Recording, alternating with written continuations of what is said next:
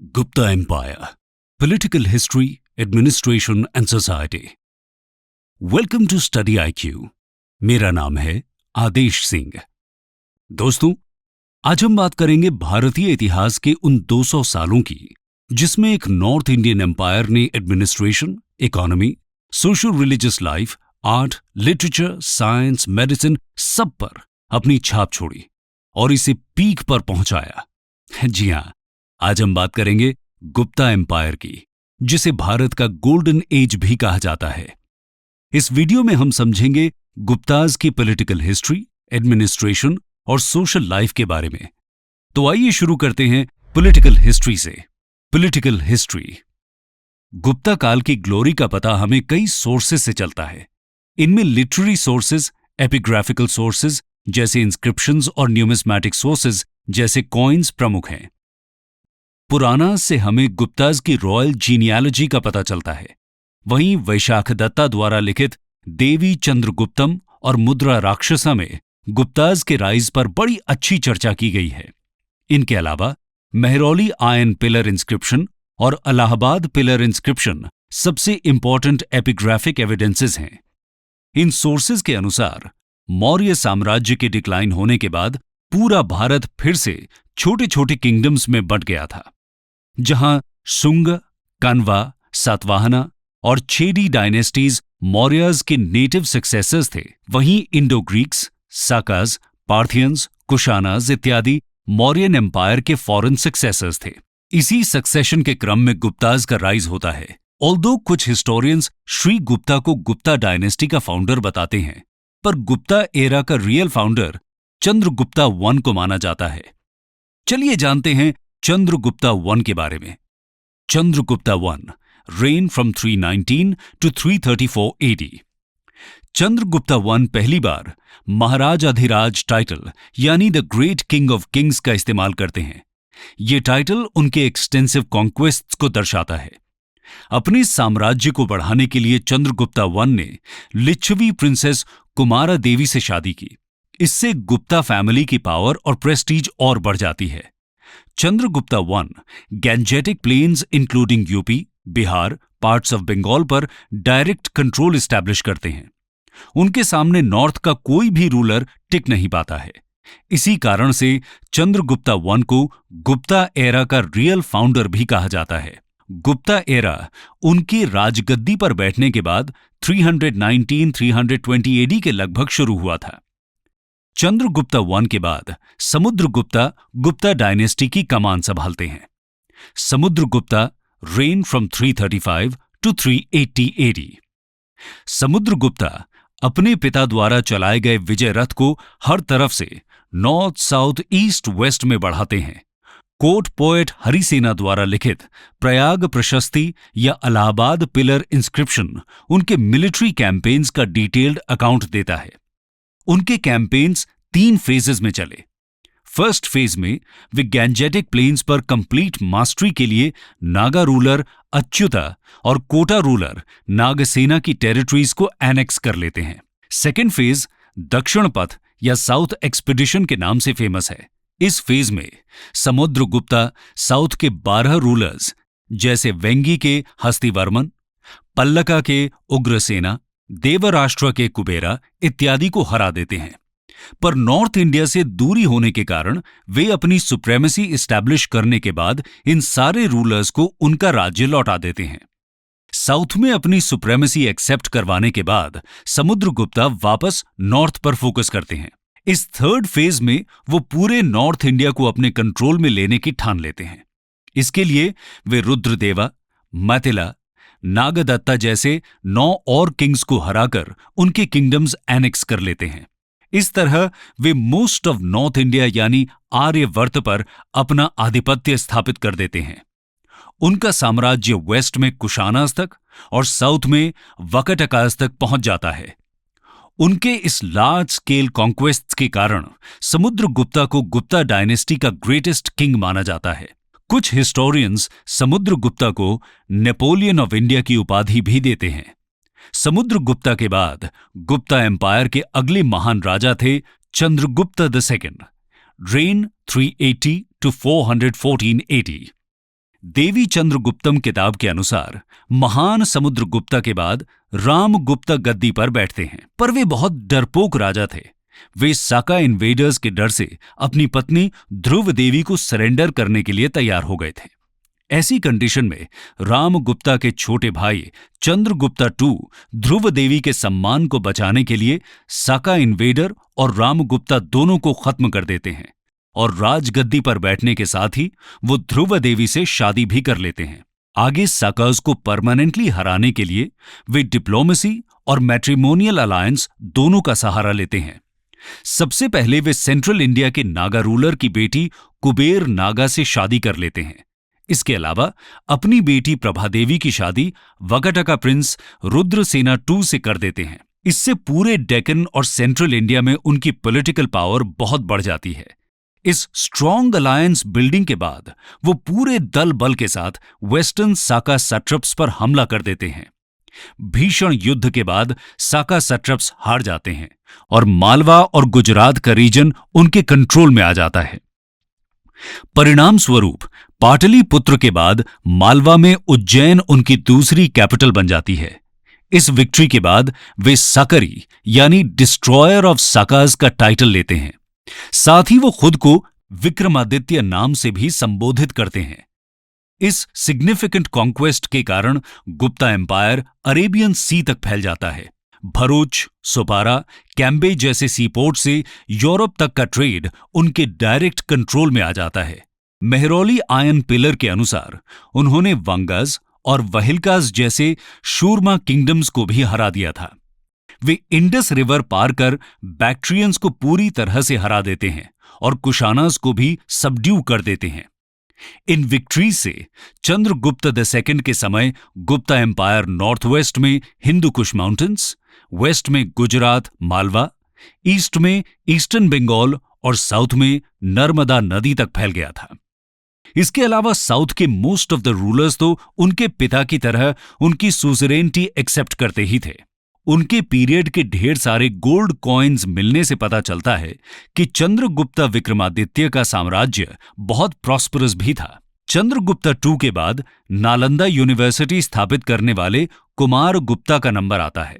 Kumar Gupta rain from 415 to 455 AD। Kumar Gupta ने गुप्ता साम्राज्य बढ़ाने से ज्यादा उसे कंसोलिडेट करने का काम किया था। उनके काल में general peace and prosperity maintain रही। उन्होंने ढेर सारे कॉइन्स इशू किए जो साम्राज्य के कोने कोने से मिलते हैं। उन्होंने नालंदा यूनिवर्सिटी की नींव भी रखी, जो आगे चलकर इंस्टीट्यूट ऑफ इंटरनेशनल रेपुटेशन बन गया। पर उनके रेन का एंड आते आते नॉर्थ वेस्ट यानी खैबर पास से हन इन्वेजन का खतरा मंडराने लगता है। हन एक बहुत ही खूंखार सेंट्रल एशियन पैस्टोरल ट्राइब था जो रिसोर्सेज की तलाश में इंडिया पर आक्रमण करने लगा था। इसी खतरे के बीच स्कंदगुप्ता गुप्ता साम्राज्य की गद्दी पर बैठते हैं। Skandagupta reign from 455 to 467 AD। Skandagupta Gupta dynasty के आखिरी महान एम्परर थे। उनके रेन में हंस का जबरदस्त आक्रमण शुरू हो गया, पर वे अपनी विशाल सेना की मदद से हंस को हरा देते हैं। लेकिन हंस के कंटिन्यूअस अटैक्स के कारण गुप्ता एम्पायर वीक होने लगा था। ट्रेड रूट्स बुरी तरह कॉम्प्रोमाइज हो जाते हैं, जिससे गुप्ता इकोनॉमी चरमरा जाती है। इस तरह स्कंदगुप्ता के मरने के बाद गुप्ता एम्पायर का डिक्लाइन शुरू हो जाता है। उनके बाद पुरुगुप्ता, बुद्धगुप्ता, नरसिंहगुप्ता और कुमार गुप्ता III जैसे कई गुप्ता सक्सेसर्स आए, पर कुछ खास कंट्रीब्यूट नहीं कर पाए। वीक रूलर्स होने के कारण छोटे छोटे राजा इंडिपेंडेंस डिक्लेयर करने लगते हैं। 500 AD से 530 AD के बीच तोरामना और मिहिर कुल जैसे पावरफुल हन शासक सेंट्रल इंडिया और मालवा तक पहुंच गए थे। पर आगे चलकर मालवा में यशोधर्मन नाम के महान शासक का राइज होता है, जो हंस को मालवा से उखाड़ फेंकते हैं। गुप्ता एम्पायर 540 AD आते आते हन इन्वेजन्स और मालवा में यशोधर्मन के राइज के कारण पूरी तरह से खत्म हो जाता है। इस तरह गुप्ताज की political history comes to an end. आइए अब बात करते हैं गुप्ता पीरियड के एडमिनिस्ट्रेशन की। गुप्ता एडमिनिस्ट्रेशन। गुप्ता एम्पायर के सक्सेस में उनके एफिशिएंट एडमिनिस्ट्रेशन का बहुत बड़ा रोल था। उनका एडमिनिस्ट्रेशन मौर्यन एम्पायर से इंस्पायर्ड था, पर उनसे लेस सेंट्रलाइज्ड था। ब्यूरोक्रेसी इलैबोरेट रूप ले चुकी थी और हेरेडिटरी लैंड ग्रांट्स फ्यूडलिज्म को बढ़ावा देने लगा था। किंग को एडमिनिस्ट्रेशन में मदद करने के लिए एक काउंसिल ऑफ मिनिस्टर्स यानी मंत्री परिषद था, जिसके हेड चीफ मिनिस्टर थे।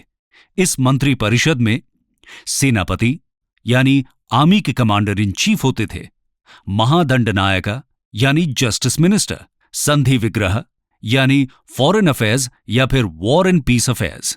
इनके अलावा महाप्रतिहारी यानी रॉयल पैलेस के केयरटेकर, दंडपाशिका यानी पुलिस डिपार्टमेंट के चीफ, विन्यास्थी स्थापक यानी रिलीजियस अफेयर्स के चीफ, महाश्वपति यानी कैवलरी चीफ और महापिलुपति यानी हाथी सेना के चीफ होते थे।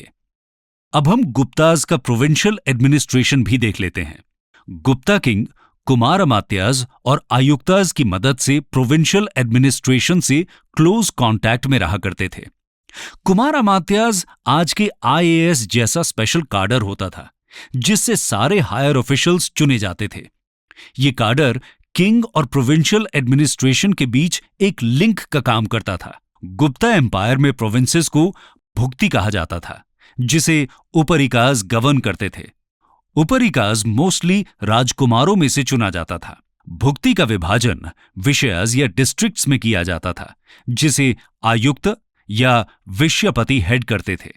वहीं सिटी या म्यूनिसिपल एडमिनिस्ट्रेशन नगर श्रेष्ठीज देखते थे। विलेजेस एडमिनिस्ट्रेशन का स्मॉलेस्ट यूनिट होता था, जिसके प्रमुख को ग्रामिका कहा जाता था। गुप्ता पीरियड में लैंड रेवेन्यू आय का प्रमुख सोर्स था। इसके अलावा जब भी सेना किसी कंट्री साइड से गुजरती थी, तब गांव वालों को उनके खाने पीने का पूरा ख्याल रखना होता था। इस टैक्स को सेना भक्त टैक्स कहते थे और रॉयल आर्मी ऑफिशियल्स की सेवा में फोर्स्ड लेबर को विष्टी टैक्स कहते थे। पर किंग भी जनता की जरूरतों का पूरा ख्याल रखते थे। जूनागढ़ इंस्क्रिप्शन के अनुसार सौराष्ट्र रीजन में वाटर स्केर्सिटी को दूर करने के लिए स्कंद गुप्ता सुदर्शन लेक को रिपेयर करवाते हैं। दोस्तों, यहां आपको यह भी बता दूं कि इस सुदर्शन लेक को मौर्य काल में चंद्रगुप्त मौर्य के आदेश पर बनवाया गया था। इसके बाद Mauryan emperor Ashoka, Saka ruler Rudradaman I और स्कंद गुप्ता समय समय पर इसे रिपेयर करवाते हैं। गुप्ता पीरियड में अग्रहारा और देवग्रहारा नाम से खूब लैंड ग्रांट्स भी दिए गए थे।